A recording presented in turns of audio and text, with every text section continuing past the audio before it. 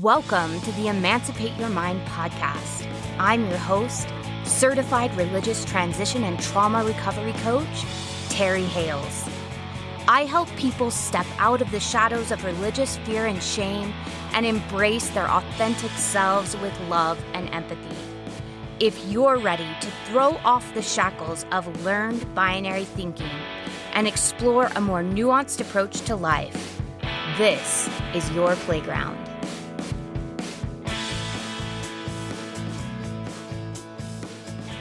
Hello, everyone. Welcome back to the Emancipate Your Mind podcast. This week, we are talking about a topic that has come up in so many conversations on social media, and it even came up in our conversation in the live discussion this past week. And I really want to address it because I think there's a lot of misunderstanding around the topic of acceptance, what it is, what it isn't, and how we can both receive more acceptance and give more acceptance to others. Maya Angelou said, when someone shows you who they are, believe them the first time. And this is sort of the basis of acceptance. When we accept someone, we allow ourselves to believe the reality of who they are. Some of these realities are going to leave us feeling warm and fuzzy and connected to this person, and other realities may leave us feeling annoyed or frustrated or hurt. The paradox of human relationships is that we may experience both kinds of realities even with the same person. At its heart, accepting someone is understanding that they have the right to be their own person, to have their own personality, their own thoughts, feelings, beliefs, and opinions. They have the right to be working through their own stuff in their own time. They get to choose how they show up in the world and what patterns of behavior feel best for them. And when we accept someone else, we stop trying to overtly or covertly change them into who we want them to be or who we believe they should be. In this space, we see them for who they truly are and who they are not, which is a big part of acceptance, understanding who a person is and who they are not, at least for the time being, right? We accept that they are the authority in their own life, not us. The same way we would want them to honor that we are the authority in our lives and not them. Almost every article I read on acceptance agreed on the points we've just talked about. However, the rest of the podcast is going to be dedicated to the divergence in opinion on the topic and how to maintain emotional health through clear and kind communication, constructive conflict resolution, and personal boundary setting. All right, let's dig into this topic. And it's likely going to feel like a controversial one, which is why I want to hear your thoughts and opinions on the live weekly discussion call this Wednesday and every Wednesday at 6:30 p.m. Mountain Time. And it's for all monthly donors. This week's call is sure to have a lively discussion about what acceptance really is and how we put it into practice in ways that are healthy for us and for others. If you want to participate in the calls, please go to www.emancipateyourmind.org, click on the box that says support the podcast and give a gift, and choose any monthly donation amount to be included on the email list, where you'll receive not only the links to the weekly calls, but also additional tools and journal exercises that will help you get the most from each episode.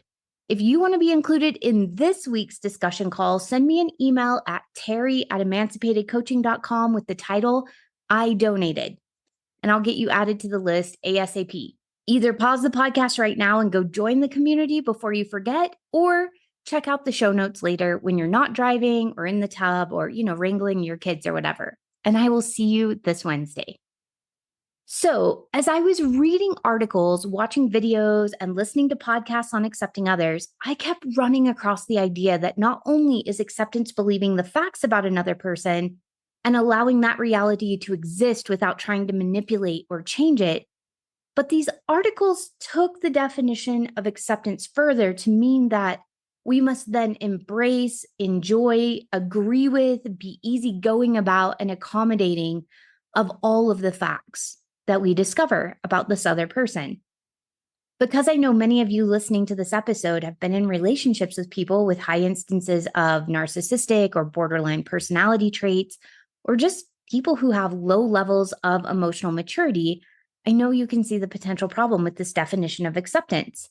And because I know we have many recovering people pleasers and codependents listening, I know many of you understand the emotional and mental strain you might experience if you believe you must embrace everything about another person with a smile on your face and genuine enjoyment in your heart while your needs continue to go unmet or you continue to get hurt.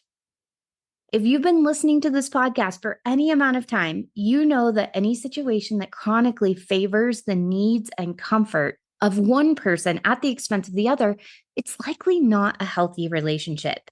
Luckily, many psychologists agree that acceptance is simply allowing ourselves to believe the facts about another person. And from there, we then have a host of tools at our disposal to create a relationship or a non-relationship that is healthy for both of us. So let's use an example that's common for many of us. And shout out to Jasmine from last Wednesday's call for prompting me to think about this and study this scenario with regards to acceptance in particular. So let's say you have a family member that is 100% all in with their fundamentalist or evangelical church. They love their church. They love their church leaders. They love their doctrine. They believe it's the absolute truth. And they believe their purpose on earth is to share that truth with everyone they meet, including people like you who would rather they didn't. There's little to no room for you to think or act differently than what they believe is right, and they have no qualms telling you where and how you're wrong and what you need to change to be more like them. So, how do you accept this person? And then, is it even possible to have a healthy relationship with them? These are great questions. And I think many of us listening to this podcast can relate and maybe have a person or two like this in our lives. And I need you to know that these are all things I'm still working on because we were all indoctrinated to see our beliefs and way of living as right. And we want to change others and help them, quote unquote, wake up to the truth. I still catch myself making these kinds of judgments, particularly about my family from time to time, because I have the longest history of this like right and wrong dynamic with them. So it makes sense that I still struggle there, and it takes conscious effort and practice to move into acceptance. And I'm getting better at accepting others, but I'm not totally there yet all the time. So first, we need to accept the facts. And I'm using facts here loosely because what we're accepting is repeated, observed behavior and personality traits.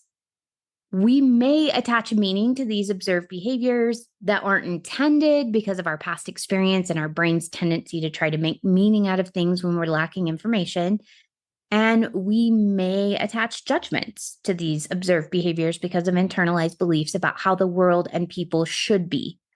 But you get the idea. We're doing our best to objectively look at the other person's personality, characteristics, and behavior and describe what we're seeing kind of the way we would describe, I don't know, looking at like a doorknob or a rock or a tree.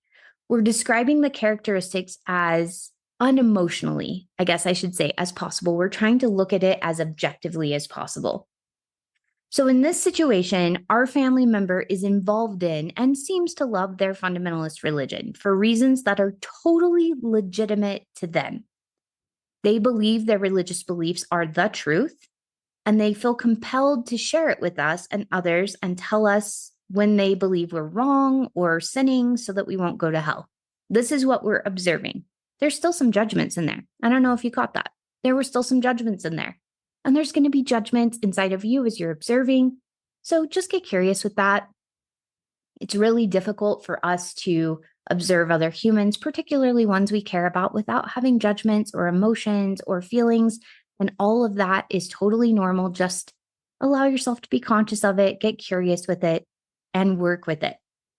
So take a moment right now and just allow yourself to consider just accepting that this is who they are and they may never change. In fact, there's a possibility they may become more fundamentalist over time. So let's just sit with that for a minute. What would it be like to just accept this is my mom or my dad or my grandma, my grandpa, my brother or sister, my aunt or my uncle? This is who they are. And it might never change. This is my spouse or my child This is who they are, and it may never change. Now, what emotions come up for you when you try to imagine that reality? What thoughts do you have? Because I'll bet if you feel like you're in struggle here, it's because you feel like it should change or that you're responsible to change it. That if you just said things a certain way, if you just explained yourself in a certain way, then they would be able to accept you as you are. But a lot of times we're not accepting them as they are either. There's a little bit of a struggle there. They want us to see the world the way that they see it. And we want them to see the world the way that we see it. But what if we just accepted that this is who they are? They have these traits, they have these beliefs, at least for the present. And not only is it not our job to change it, but we can't. People only change when they decide to change. We can tell them what we need. We can tell them how they're affecting us. We can tell them, what's hurting us and what's not working. But people don't change until they decide to change. No matter how many facts we throw at them, no matter how many times we sit and talk with them, they have to decide that it's in their best interest to change. That's a really difficult truth to embrace. We can't change other people. It has to be their choice. So, as you're feeling through your emotions and listening to your thoughts, you may feel some grief because accepting these facts means you might not have the relationship that you would have had if you could both be mutually accepting and curious and open-minded and respectful of both your similarities and especially your differences, right? You may feel some anger because you feel entitled to a better relationship with this person. Often these feelings are accompanied by thoughts that this person should be different or that your relationship should be different. There's usually a lot of shoulds involved, a lot of feelings of expectation and entitlement. This is my mother. I should be close with her.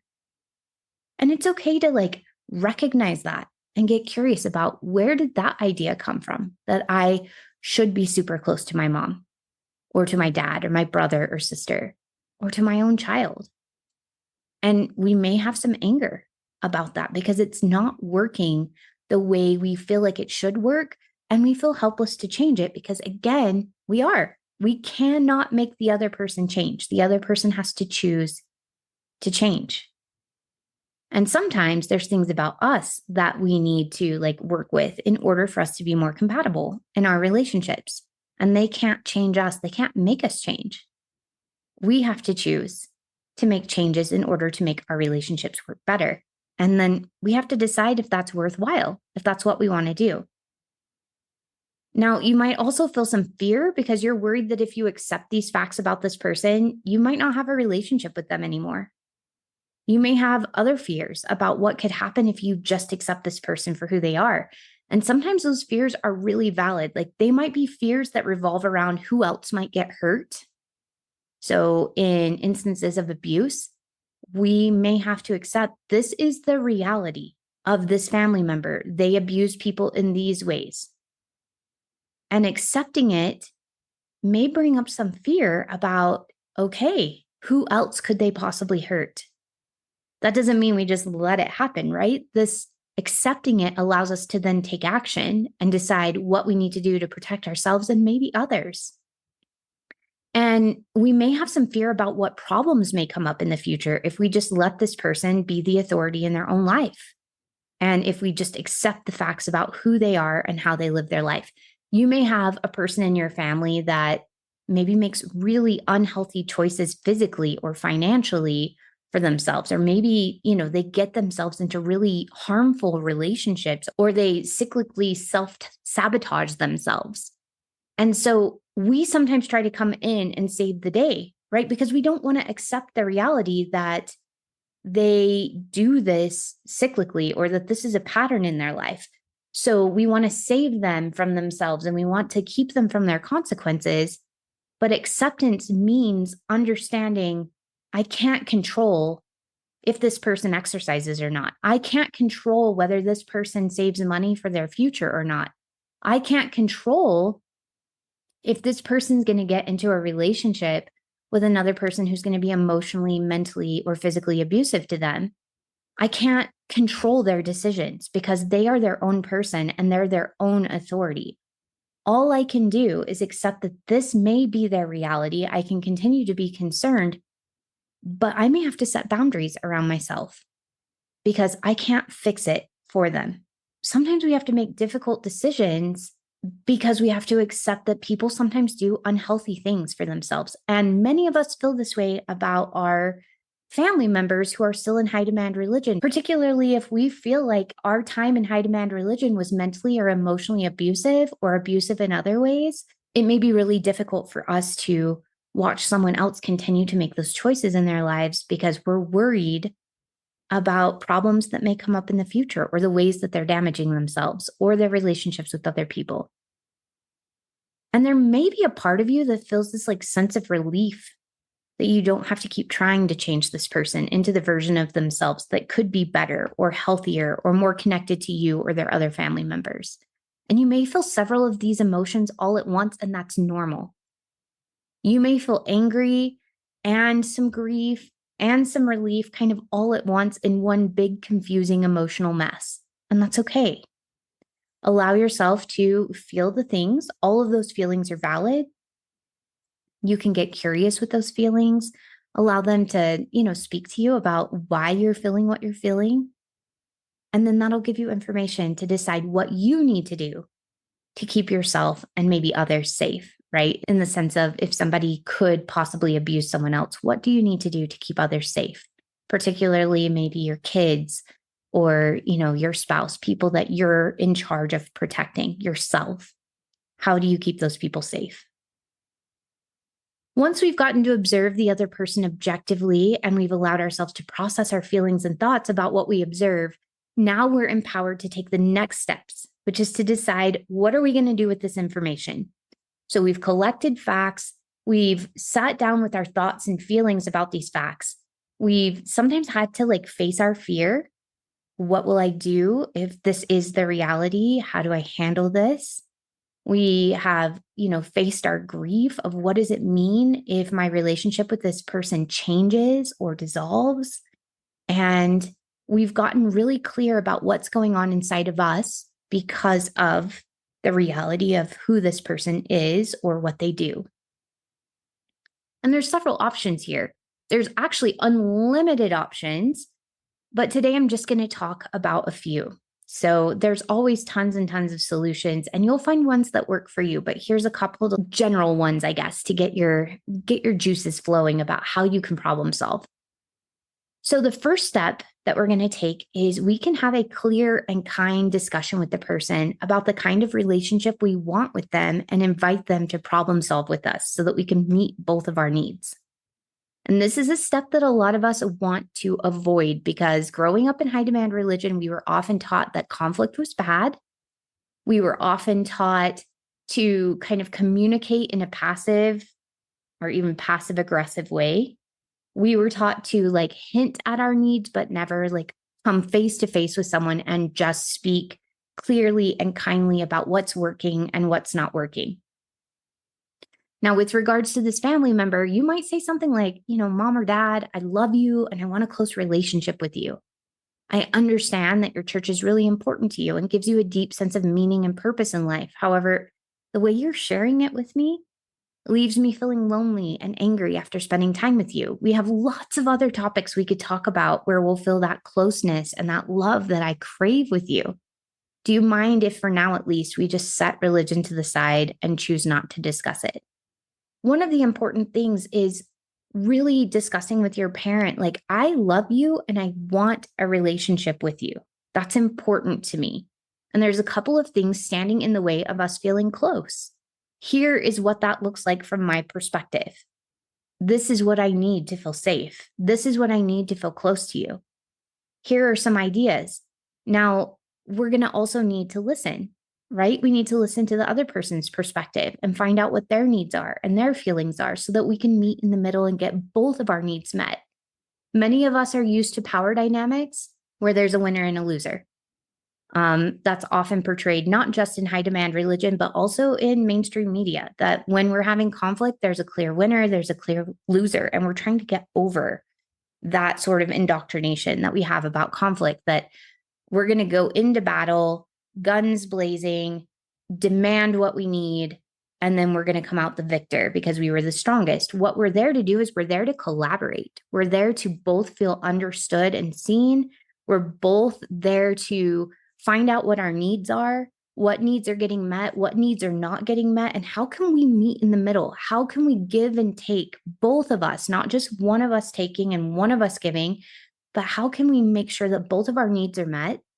And then we try things on, because our first solution may not be the right solution, right? So maybe we decide we're not going to talk about this, but then that doesn't feel good.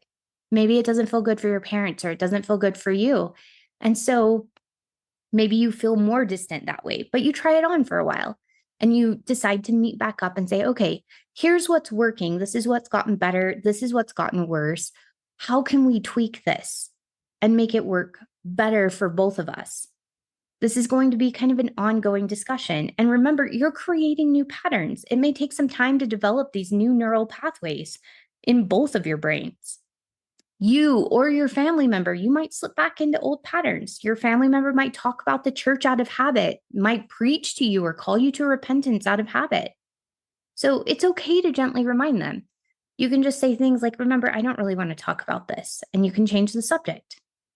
Or you could have like a key phrase or like a physical signal to cue the other person that the topic has veered back into a dangerous territory. You can, when you're not in conflict, like when you're having this discussion, and you're not like in the middle of a heated moment, you guys can sit down and you can talk about, okay, this is probably going to happen again because this is how we've always been. Like, what's a funny signal or a word or something I can use to help us recognize, like, oh, we're back in old patterns. Let's change the topic, or let's do something different. Or if you have family members that are easily distracted, you can simply change the topic and sometimes they won't even notice. So over time, talking about things other than religion in this instance will become more of a habit, and you won't have to change topics so often. You'll find things that you have in common, and you'll find ways to connect that have nothing to do with religion, because you and I both know, and maybe we didn't realize this when we were in fundamentalist religion, but there's a whole world out there of topics that we can connect on. There's probably more you have in common with your family members than the differences you have. And you can focus on those. You can focus on your interests. You can focus on things that you do have in common. That's not always the case, but often it is the case that we have a lot in common with our family members, even when some of them stay in a high demand fundamentalist religion and some of us leave. So there's a lot we can talk about and discuss. Now, the next tool at our disposal is when clear and kind discussions don't resolve the issue. Then we need to move into more firm personal boundaries. First, we just kind of invite someone, right, to meet us in a safe place. It's not necessarily a boundary. It's just kind of a discussion about, here's who I am. This is what I need. And it's kind of an invitation for people to like meet that need without having to draw a clear boundary. We just kind of are like, this is what I prefer. This is what I'd like. And sometimes people are like, oh, okay, I didn't know. And then there you go. But other times, what happens is you'll have a discussion with your family member expressing your preferences, and either they don't agree to try something different. They're like, nope, this is how it's going to go. Or they will like agree to try something different, but then they continuously trample that agreement, either like consciously or unconsciously.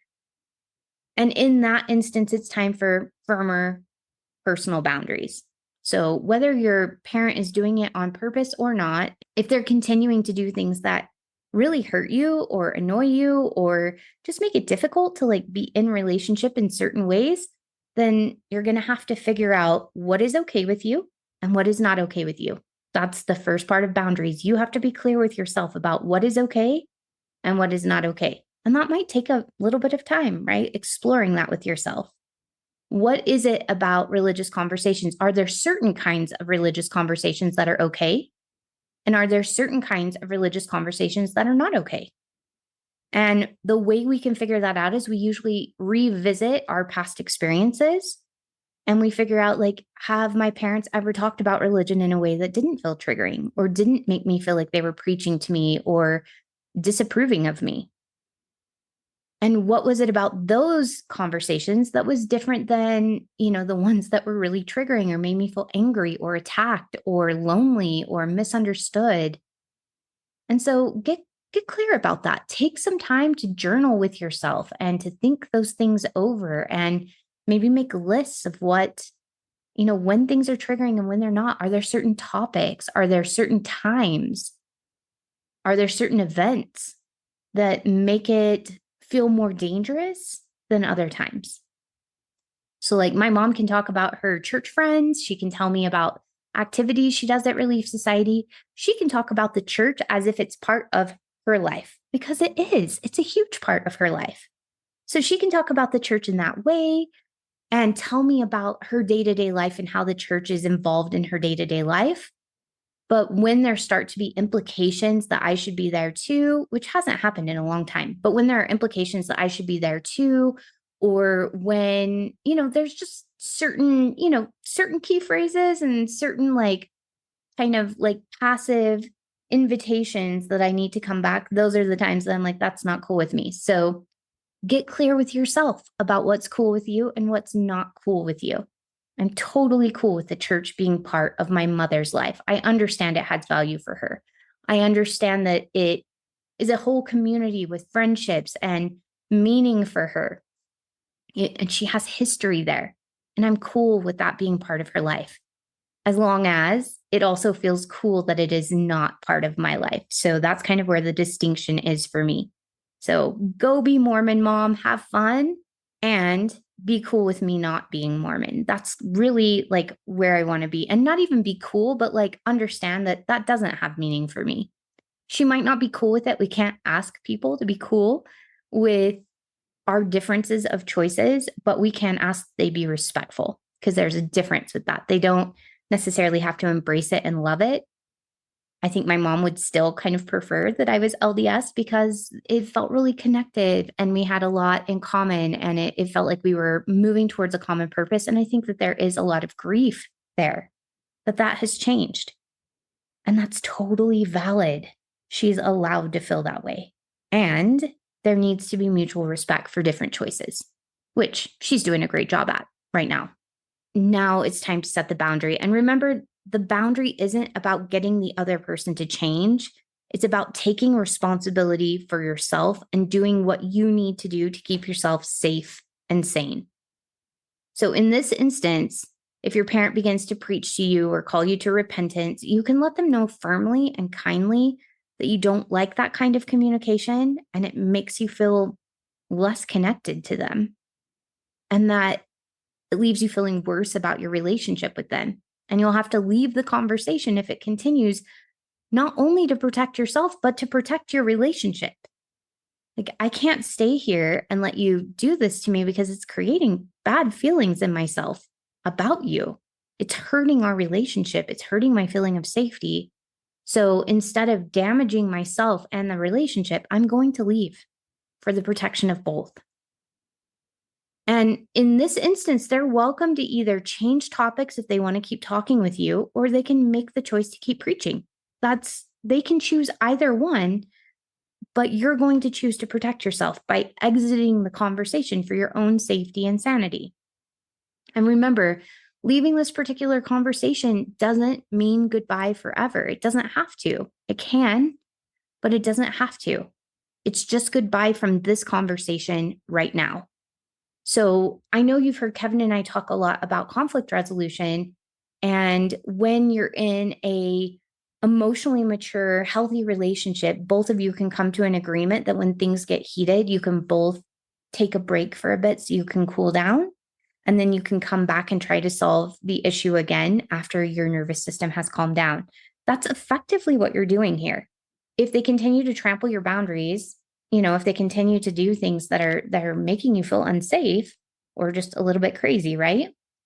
You can remove yourself from the situation so that you can calm your nervous system and decide what you want to do from there. And that's what you're doing here. And you can leave the conversation as many times as you need to keep yourself mentally and emotionally healthy. Giving yourself that permission too makes you feel empowered. You no longer feel like you have to just sit there and take it.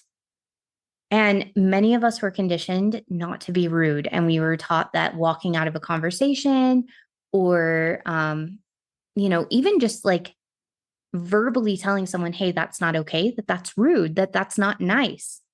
And so we're trying to move away from being nice, remember? And we're trying to be kind. We're trying to be clear. We're trying to invite people to get closer with us if they want to. So we're being very clear and very kind, but we are no longer doormats. And so that means if someone is, hurting us, that we're allowed to say, hey, that hurts. I don't like that. Please stop. And if they don't stop, we're allowed to then take care of ourselves and leave. And I can hear some of you saying, but, Terry, my family member won't like that. They're going to get angry. They'll throw a fit. They'll say really hurtful things. They're going to embarrass me in front of others. And that's true. They might, because we don't have control over their reaction. And that's going to cause you to have to take further measures to protect yourself if that's how they're going to react. You may not only have to leave this conversation, you might have to leave the vicinity for a while. So you might not just go into another room, you might leave the house. You might decide right now, this is not a safe place for me. Many of us have come from these families, these relationships that are based on few or no boundaries. And some of us were taught that love doesn't have boundaries, that if it's love, there's no boundaries involved. But you've listened to this podcast for a while now, and you understand that the trust needed to create deep connection and intimacy, it can't thrive without boundaries. We can't let our guards down with one another if we aren't able to say what we like and what we don't like, and what feels good and what doesn't feel good. If we're not allowed to vocalize that, if we're not allowed to let the other person know what's okay and what's not okay, we're not going to feel safe in the relationship, and we're going to keep our armor on all of the time. And when one or both people in a relationship have their armor on all the time, guess what? You can't connect. You just kind of clink together in your metal suits, right? It's not warm and cuddly at all, really. So a hug in a suit of armor just doesn't have that same appeal as that warm skin to skin contact. And that's how it is emotionally as well. Boundaries are our way of allowing ourselves to feel safe, to take off the armor, because we know if someone starts throwing arrows or javelins, we have a plan to get ourselves out of the war zone. So effectively, setting boundaries with your family member is telling them how to get close to you if they want to, and we can't force them to. That's part of this acceptance, right? We can't force them to change. We can't force them to take the steps needed in order for us to get close to one another. They may have things that happened in their past where they feel much safer hiding underneath their armor, and their armor might look like narcissistic traits. Their armor might look like borderline personality traits. Their armor might look like doing things that are emotionally immature. They might be super, super withdrawn. They might be really, really anxiously attached. There are a lot of things that we do when we don't feel completely safe. So we can invite them to get close and to do the work, because it'll require work on both of our parts, right? We can invite them to get close if they want to, but we can't force them. And if they don't, you're telling them that you'll keep your armor on if needed, and you'll remove yourself from the battleground and go someplace safer and more peaceful if you need to as well. And you'll check back later to see if the war is raging still or if it's safe to take off a few pieces of armor then. So again, I think some of us are under the impression that if we walk away once, if we create distance for a while, then that's distance forever, that we're cutting people off. There's a lot about cancel culture out in society, just like believing someone the first time, cutting them off completely, and just being like, one strike, you're out. Unfortunately, many of us are healing generational trauma, particularly when we come from lineages of high demand religion. And so it's going to take practice for us and for our family members. And what we're doing is we're giving ourselves the space to protect ourselves, allow our nervous systems to calm down, listen to and care for our emotions, and decide what we need to do going forward, because it's really difficult to do that when we're in fight, flight, freeze, or fawn. It's really difficult to think and to problem solve in that space. So in this instance, you're removing yourself so that you can do that for yourself at least, and give them an opportunity to do it for themselves as well. Now, a third option is that we can reframe our expectations or the meaning behind someone's actions. An example that comes to mind for me is when I was 16, my now late grandmother was in the early stages of Alzheimer's at the time when she visited us while we were living in Argentina. And she said and did some of the most inappropriate and offensive things while she was there. And it left us all a little shell-shocked and kind of embarrassed and sometimes angry. And as we came to accept the reality of her disease over the subsequent years, we began to reframe the inappropriate and offensive things that she would continuously do and say as she progressed in the disease. And we started reframing those not as super offensive or shocking or embarrassing things, but as things that were just super humorous. We realized that she wasn't intending to offend, that she was just struggling with her diagnosis. And so, when she would hit on 17-year-old boys as a, 70-year-old woman, we would just chuckle and laugh. Keep her safe, obviously, but chuckle and laugh about the experience instead of feeling really embarrassed. When she would just bluntly tell you that the food was awful or, refuse to eat it and push it away, we would see it more as humorous instead of offensive. So now some of those same things that left us feeling embarrassed or angry, they cause us to laugh until we cry. And they're actually really connective between us and our family. They're just so ridiculous. And they're funny memories to have of my grandma before she passed. There's also sadness and grief mixed in because life is a paradox, but there's also a lot of humor with those last years of her life. So we can do this also with our evangelical and fundamentalist family members. We can reframe their preaching and admonitions to repent as declarations of love and concern for us. So perhaps we might even tell them these reframes. We can say something like, I know when you tell me to repent, it's because you care about me and love me deeply. I'd rather you just said, I care about you and I want what's best for you. I really enjoy straightforward words of affection. So you can just, pour on those words of affection straightforward whenever you would like. I mean, you can be cheeky with this. You can be fun with this. And this will only work, obviously, if you feel safe with your family members, but you can use kind of a humorous tone like, hey, I know whenever you call me to repentance, what you really mean is I love you. So what I'm hearing is I love you and I care about you and I want what's best for you. You can just say that. You don't have to tell me I'm going to hell. Little winky face. Now, I know that's not always possible. In fact, sometimes all three of these things might not be possible with someone. And in those instances, we can create emotional or physical distance. Sometimes we are just fundamentally incompatible with people, at least as we are in the present. Who we are and who they are just don't mesh well. When we're in relationships with people who are unable or unwilling to give and take in a relationship or to meet us in conflict resolution so that both of our needs get met, or who appear not to care about our well-being, we may have to create a safety bubble for ourselves by creating distance between us and this other person. So we may decide to create emotional distance. That's one kind of distance we can give ourselves, meaning that we only share the surface of our lives with the other person. We accept that we'll talk about maybe gardens or our walking routines, our new recipes, a new outfit we bought, what the kids are up to, and our schedules. But we aren't going to talk about things that are deeply emotional because it too often leads to the behaviors that leave us feeling more disconnected, frustrated, angry, or sad, or because those things are weaponized against us. So we may just keep it super surfacey. Again, we're going back to that marble jar we've talked about in the last couple of episodes that Brene Brown talked about. We're looking to share vulnerable things with people who have earned the right to hear them. And just because somebody is a family member doesn't mean they've earned the right to hear it. Just because someone was our friend in the past If they've taken out a lot of marbles lately from the jar as we've gone through religious deconstruction, they might not have earned the right to our vulnerability. They might need to put some more marbles in the jar. So until that point, until we feel safe, maybe we're sharing more surfacey stuff.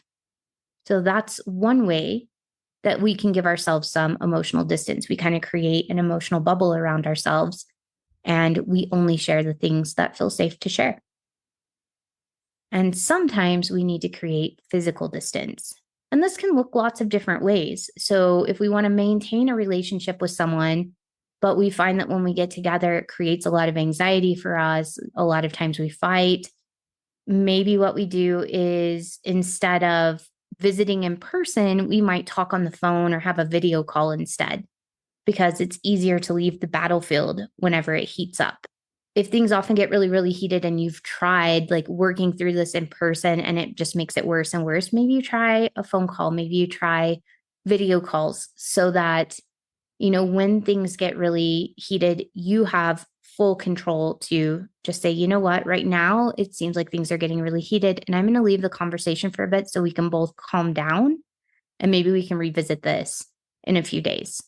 So it gives you a little bit more sense of control over your well-being. Another thing you might do is maybe it might look like only talking via text or like email or old-fashioned letters, because maybe you need even more time to process the communication before responding. Now, this does come with some downfalls because the words that we say are only a couple of percent of our communication.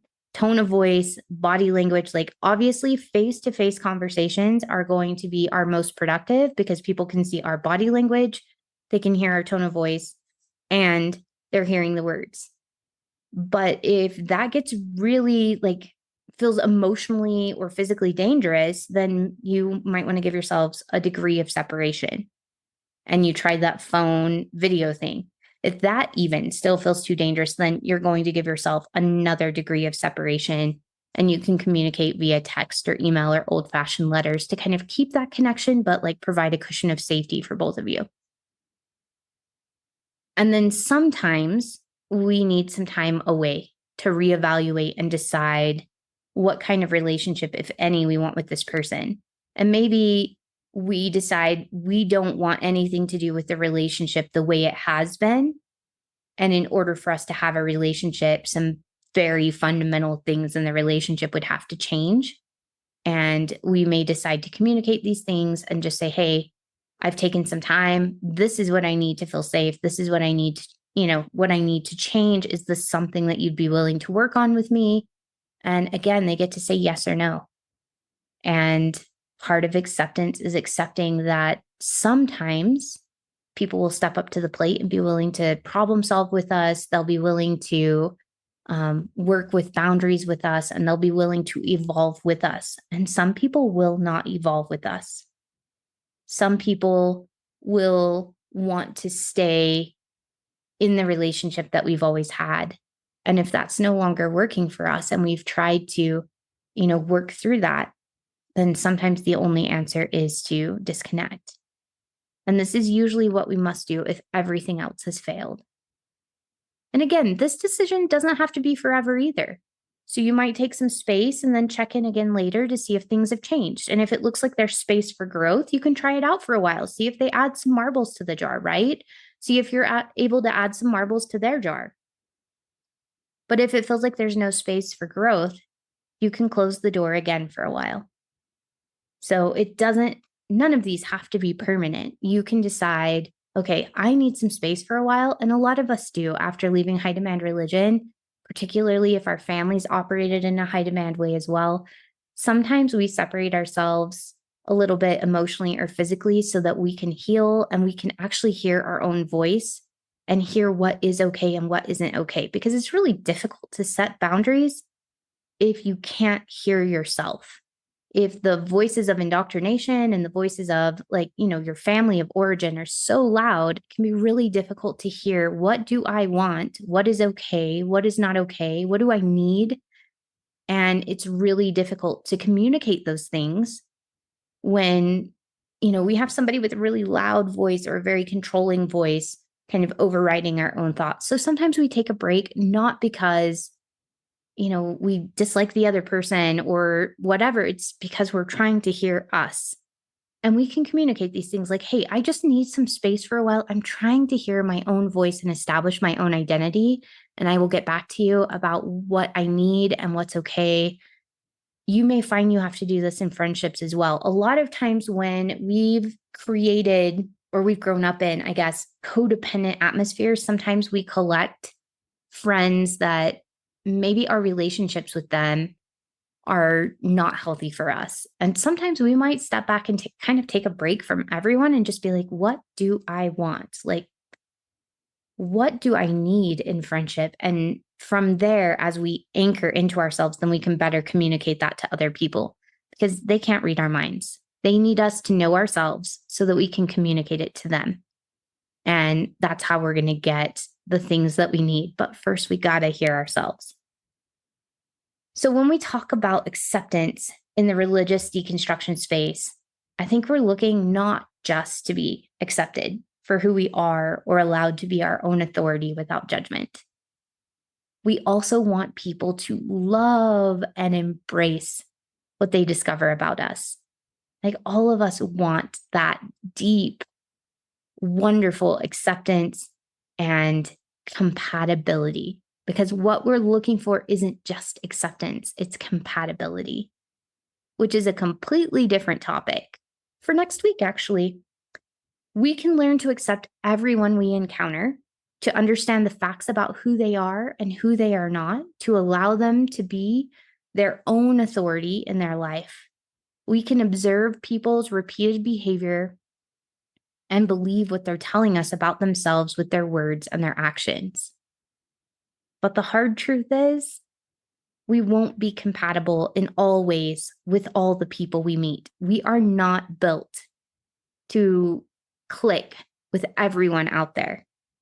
Next week, we're going to talk about how to recognize and nurture relationships where you aren't just being accepted, but you're also compatible.